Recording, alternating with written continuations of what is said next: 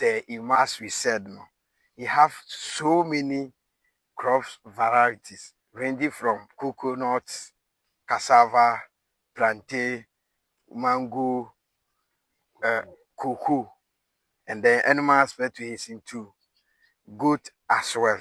So he is a versatile and a dynamic farmer. We wanted to have conversation in cassava farming. Cassava farming. Say cassava farming. My name is Ofosu Shebre. Shebre Emmanuel Ofosu farmer. What was your life before taking that bold decision? I went to Sunyani Polytechnic. Okay. And then pursued HND in Higher National Diploma in Accounting. Okay. Later on, when I completed the school, I went to go also to teach. Okay. In government school. Okay. But moving forward, I realized that I am lacking something. Okay.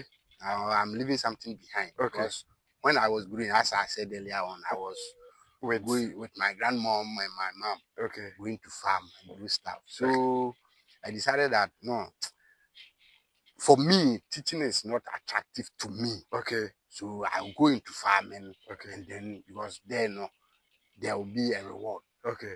There's no pressure there. Okay. Environment at the farm also serene. So, okay. So one way or the other, I want to be the boss of your own and pursue your passion. That is where you can do more action. Yeah, I wanted to build an enterprise. Enterprise. I wanted to be an entrepreneur. Okay. Farmer, what inspires you? Add cassava to your farming. The reason is very simple. Okay. I have the coconut. So the rest of the land, that part is not waterlogged. Okay. So if it's not waterlogged, then what can I do over there too? Okay. So I decided that pot the coconut. That's where you got your inspiration from. Okay, after doing your process course and getting this idea, which land is suitable for cassava farming?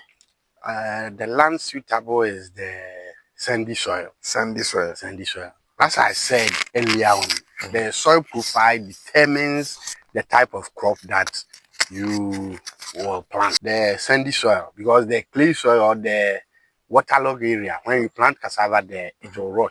Okay. But the sandy soil, when you plant cassava there, when it's up to harvest now, you harvest it with ease. Okay. Because there is the soil is good and it will give you a good yield. Should we plant cassava? Cassava can be planted any month. Okay. This one that you see here, I planted them last year, December. Okay. 25th, 26th, 27th, up to 31st of December. Okay. So, and you can see how they are looking at. Yeah.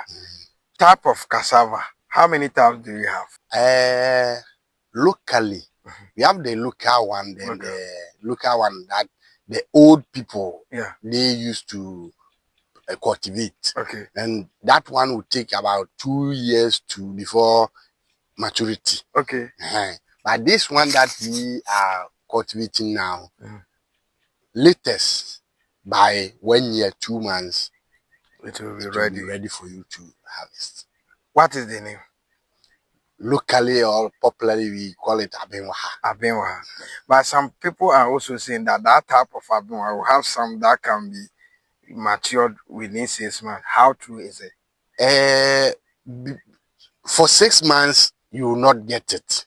But based on it, that is 1 year, and the old one is 2 years. That is why they are saying that is 6 months. Very quick. Okay. Going to the market and I wanted to buy Abenwaha sticks from the market. How will I identify that this one is Abenwaha? Nowadays, the old one is not in the system. Common. It's not in the system. Okay. You get them one. Okay. So you not get bulk to plant. Okay. It's normal one is the Abenwaha that is ranging. Okay. That is raining, trending the whole everywhere. Okay. Everywhere. You get to the market everywhere. Okay. After getting the Abenwaha, did they sell it aboboya? Did they sell it?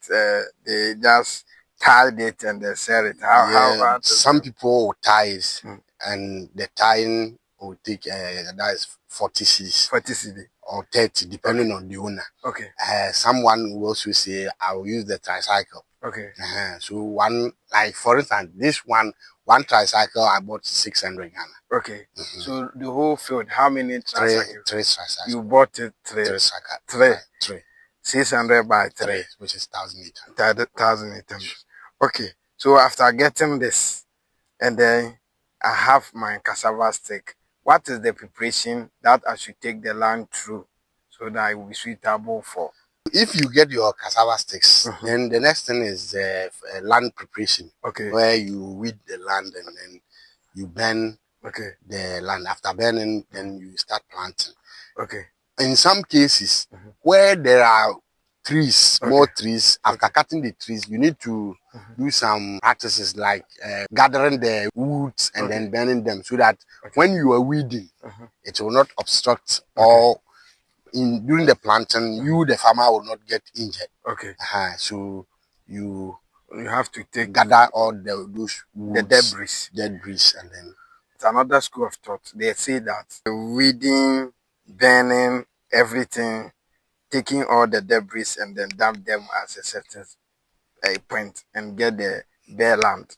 They say you should leave it, the weeds should come out so that you will spray. What is your take on that? That one, no.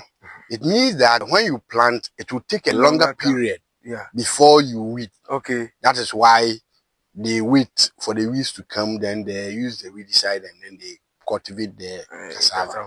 So that if you have, for instance, I am having the coconut over there. Yeah. So if I want to do that cassava, cultivating this cassava, after weeding, burning, I planted, and then that time the weeds were there. Yeah. So I just used the weedicide. Okay. That time the cassava hasn't germinated. Yeah. I moved on to the coconut farm. Okay. Weeding. Now that is, you see that some part is weedy. Yeah. So I've started moving forward weeding. Okay. So at this maturity age or at this growing stage, why don't you use weedicide to?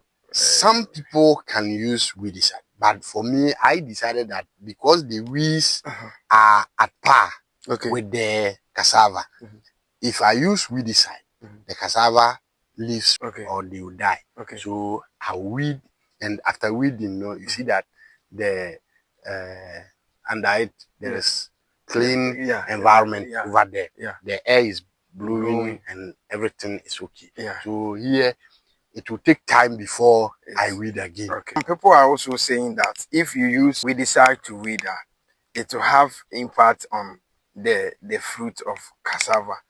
Have you heard from that from scientific point of view to practical point of view? That one, no, that is what people are saying. But some also, as I'm adding something to you, some also say that that time the fruit will rot. Okay. But for me, I've not experienced that. Okay. I've not experienced that. Okay. So I cannot conclude that it's good or it's not good. When we plan from the day to where we should start spraying, apply fertilizer to it. There is no fertilizer application. You don't apply fertilizer. I haven't applied any fertilizer. In cassava farming? No. You haven't heard of?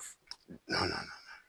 Applying cassava farming, I have not heard anything like that. Okay, so from the day we planting, cultural practices, what should we do? Weeding. Weeding is the paramount.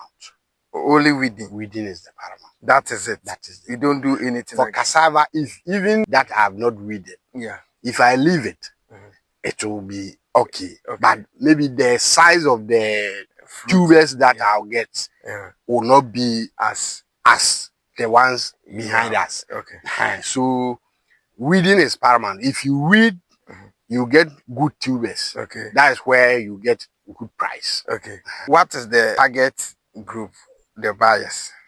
Where do you sell your product? Sometimes the buyers come here.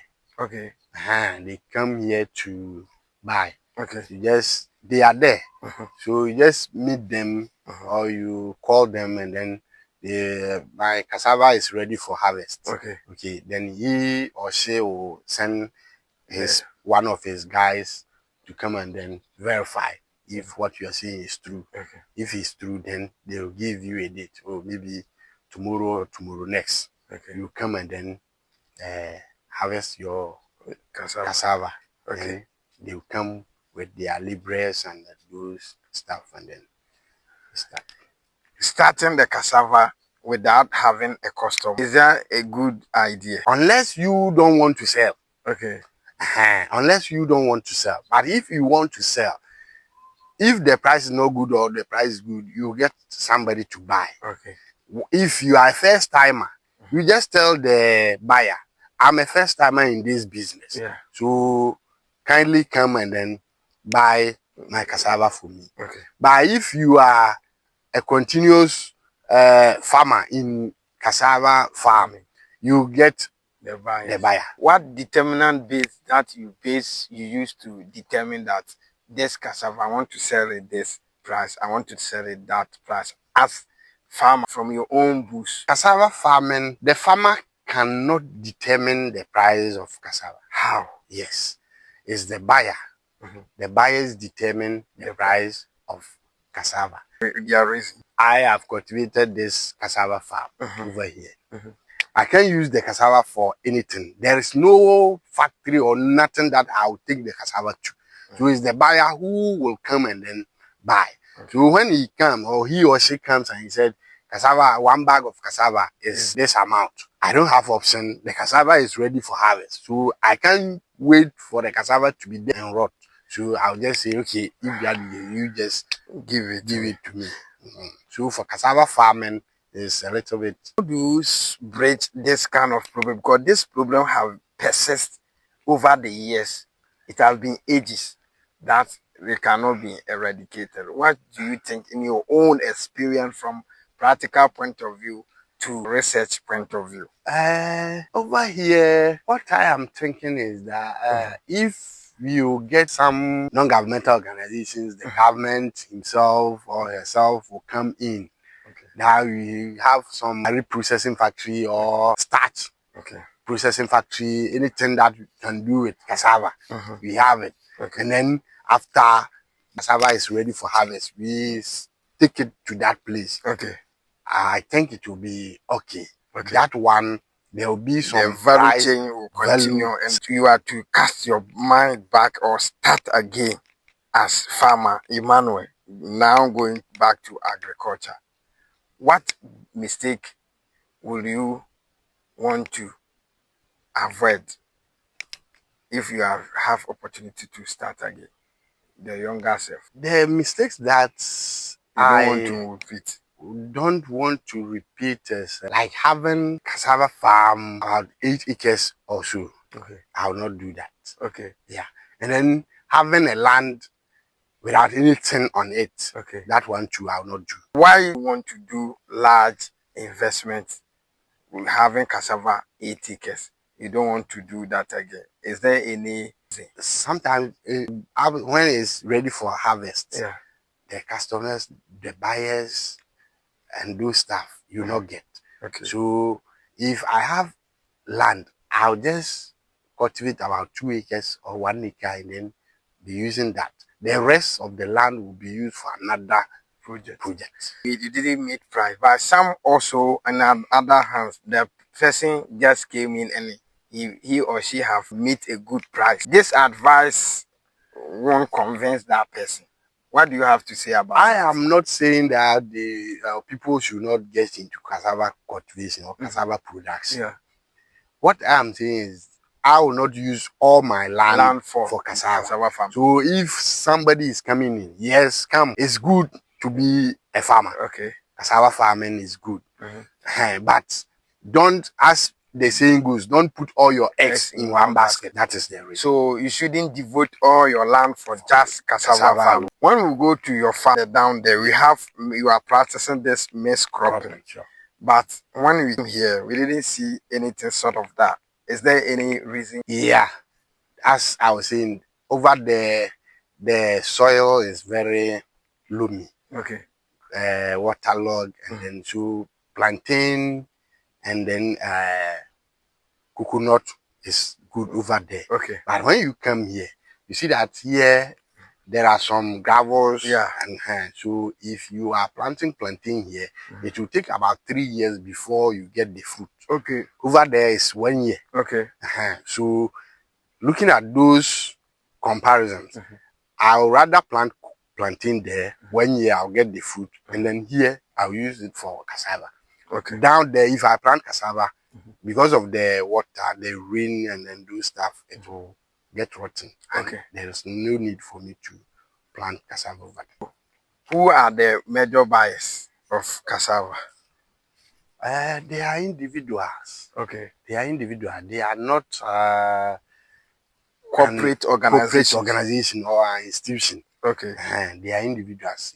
So, for instance, if you are having money and you want to buy, I meet you. Oh, Charlie, I want cassava to buy. Oh, okay, I have some. 2 acres of cassava. Let's go. You just arrange and then agree on a price. And pricing does have influence, bad effect or good effect on agriculture farming.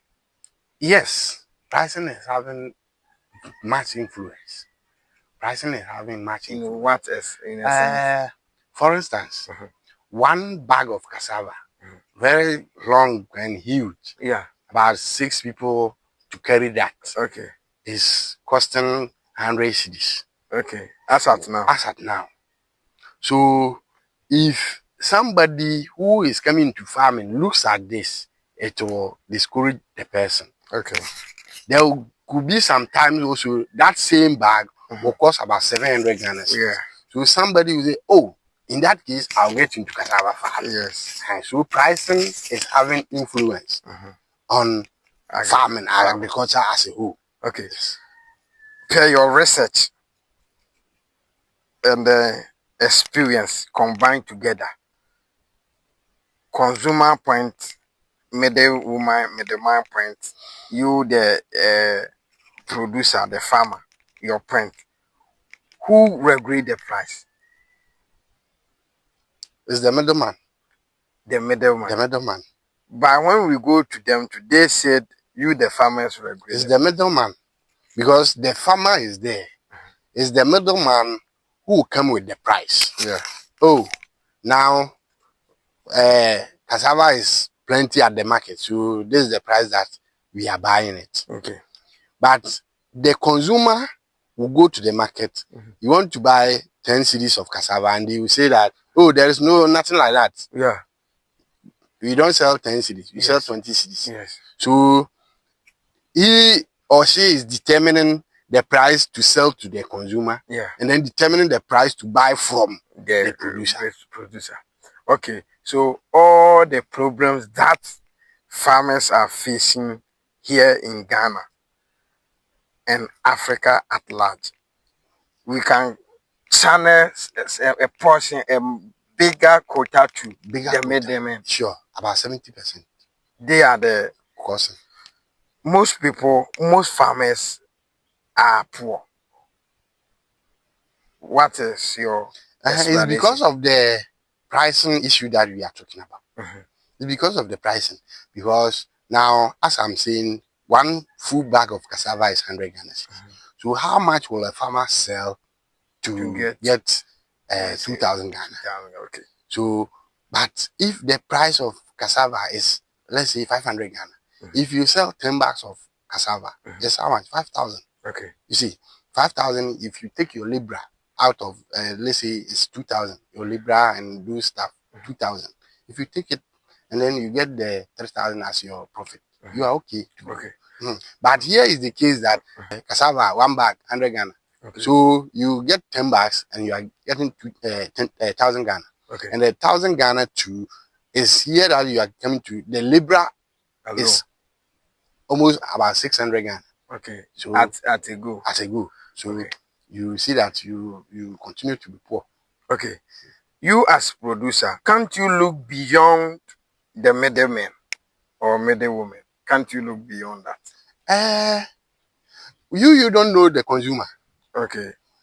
And the middlemen over there, are also telling us that if, for instance, this cassava farm that is here, if it's ready for harvest, I harvest and into my motorbike. Okay. Send it to the market. Okay. The market woman, they don't know me. Okay. So if they decide they will not buy, I can be there in and the cassava will be in the motorbike for the whole day. Nobody will come and ask that, oh, Are you selling? are you selling, or I'll be there.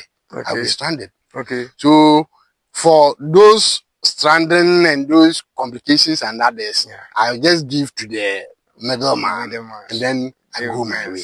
And then for him or her, how he or she will sell it, that one is part of none of it. It's not my business. Looking at that, when they come to the farm to buy, did they pay it outright or give on credit or buy? Some of the buyers, when they come, they will give you the money right in the farm. Okay. Some also say, oh, the money with me is not sufficient, so take part. I'm going, I'll give you the remaining. Okay. But so far, and I've also not taken any money from anybody to finance my farming business. Okay, but people are also having issues that when the middleman come buy on credit, they don't pay back. Have you heard something like that? Some of them say it happens. Okay. It happens. Okay. That some come, they buy, they go, and you will not see them again. So how do you break that? That is why some farmers, as we are saying, they are poor. Okay. All these things, and this also, some of these things also discourages the youth into getting into agriculture. So these are some of the challenges that farmers we face. Okay. In your farming journey, what was your lowest moment that you say, oh, this one from tomorrow forward, I have to sell all my property and go into different sector? What happened? It's just cassava is very, very abhorrent. Okay. Now the price, but as I said, I'll never quit. Okay. So you see that when we are coming from the cuckoo farm, there is new one that we are cultivating. Okay. So I'll never quit because I don't know tomorrow what will happen.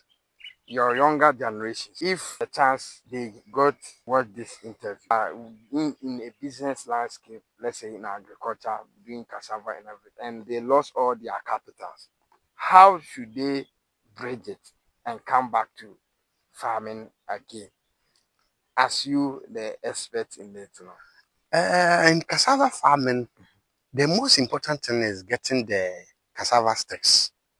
So if you are losing, for instance, is your cassava is ready for harvest and you harvest and you lose, you haven't lost the cassava sticks.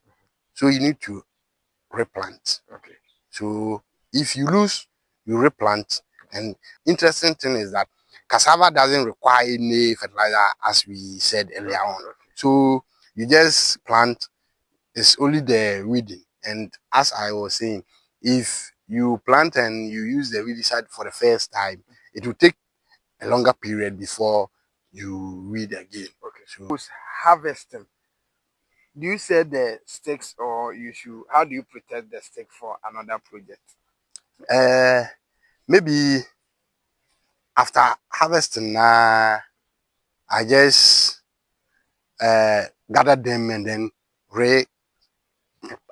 plant again, and then the rest will be the ones that I'll sell. If somebody needs some of the sticks, I'll sell them to the person. So these are some of the things. It's dry season. You store it. You gather them under a shady tree or a shady place, so that the sun will not get them for them to get dried. Okay. Harvest the cassava. The next planting season, will you plant cassava again or? If you are using the crop rotation system, then after harvesting cassava, you need to plant another crop. But if you are not using the crop rotation system, and cassava is mainly your crop that you are planting, after taking off the cassava, after harvesting, you plant again. Okay. People are saying that if you plant again, it won't come. Have you experienced or practicing before? There is nothing like that. Okay. Anytime for cassava, it's not like the other crops. Okay. Cassava is just even the tree, when you any place that you put it, it will germinate. Cassava farming. After you have harvested them, if you store it, and then how many days will it take before it can go bad? The tubers, the Yeah, tubers. tuber, yeah. From 5 days going, at least 1 week going, it will start rotting. So when it starts, you notify that it is on the verge of dying or rotting. Can you protect it? There's nothing that you can do. Oh, but when we were young, we see There's that. this what we call gungunti. Okay. But how much are they buying that one too? Okay. Mm-hmm. But they also, our mother used to dig and they put there. But that one is a handful. Okay. The one that, for example, a family consumption. So that one there, by looking at this whole farm, about 2 acres of land, and your cassava you have approved and is going bad. What do? You can't dig and then. Okay, but we are done. After going through that, and I have about 8 acres, 12 acres, and it have matured. Should I uproot them at once, or what is the harvest? Depending on the buyer. Okay. The buyer can come and then say, okay, I need 10 bags. Okay. Then you approve. Then for the first time, then you go. And then another day you come and then say, okay, today I'm looking for 20 bags. Then so it will be in portions. Okay. Have there been a case that Mr. Emmanuel have harvested cassava and there is no buyer to buy? No, no, no, no, no. Anytime it's the buyer who really come and then harvest the cassava. So for that one, they are having experienced that one. Okay, so if I'm to start cassava farming today, what is the greatest advice will you give it to me? I'll say that it's a good business and it's a bad business. Okay. So the most important thing is it's a risk-taking venture. Okay. So you need to calculate and then look at the pros and the cons. Okay. So if you don't want to take risk, okay, then you don't get into cassava farming. Okay. Somebody may ask, what season can we plant cassava that we could be rest assured that this one we are going to meet price? The pricing there, the pricing no. Cassava planting doesn't require the season that this season you meet price. The pricing just come at any point in time. Okay. Now that as we are talking that the 1 bag of cassava is 100 cedis, it could be that tomorrow it will rise up. So your day in day out, people are the population is growing. So and as I'm saying, there could be something that okay, government has come in. There's a processing factory, so all cassava should be channeled to that, and that one too can. So we don't know what will happen tomorrow. Okay. So just come on board. Okay. You also farm cassava, okay, and then we move. What is the advice will you give to the youth that they are running away from agriculture? I've said that agriculture is very good. Okay. They should come by. It's a long-term investment. Okay. If you are looking at it in a short term, then you are sure. So it's a long-term investment. So if you are coming on board, you look at it long-term investment. Okay. Looking at cassava, does cassava and agriculture as a whole have an Africa food security system? Yes, because cassava have many uses for fufu, gari, and the rest. Kungunte. So bebre. So cassava is another food crop that is also good that people should invest in. And then, So have you think of export cassava? yes, because Okay.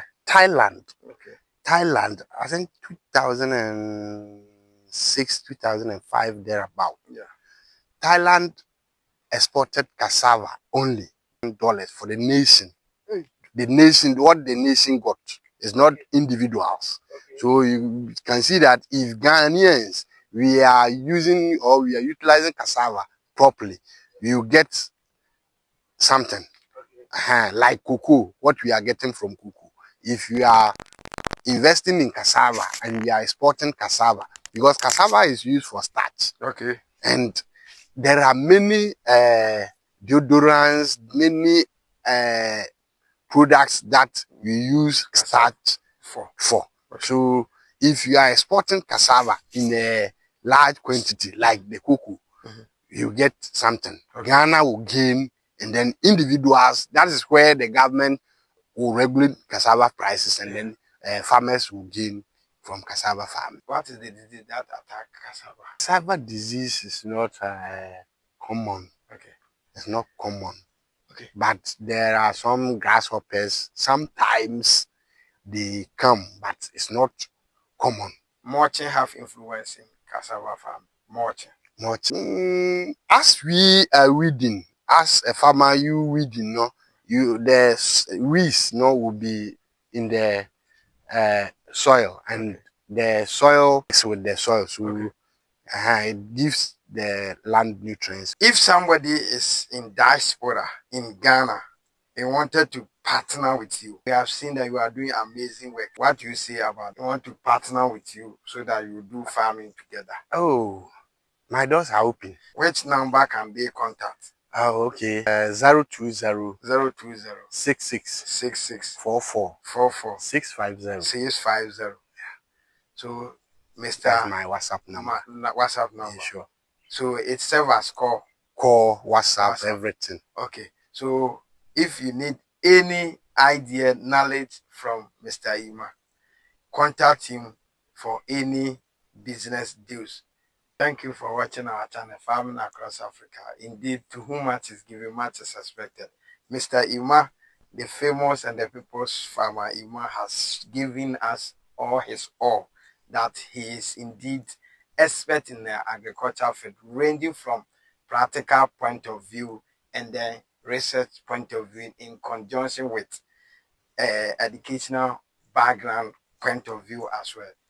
In this, look at his farm. He is doing very, very amazing work here in Ghana, farming across Africa. Let's join together to farm. One farm, one story. See you then. Bye for now.